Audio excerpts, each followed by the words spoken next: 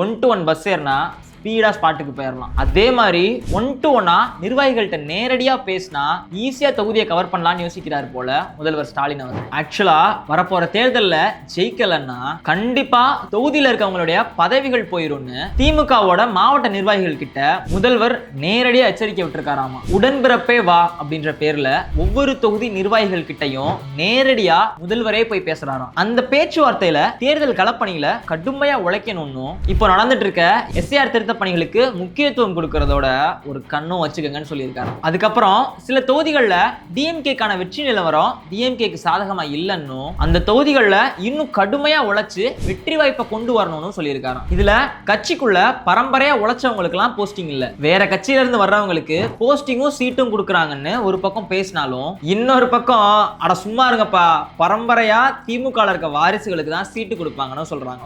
ஆனாலும் திமுக தொண்டர்கள் இறங்கி வேலை பார்த்துட்டு தான் இருக்காங்க. முதல்வர் அவர்கள் நேரடியா தொடர்பு கொண்டு இந்த மாதிரி சொல்றது திமுக தொண்டர்களுக்கு எந்த அளவுக்கு ஊக்கம் கொடுக்குன்ற உங்களுடைய கருத்தை மறக்காம கமெண்ட்ஸ்ல சொல்லுங்க.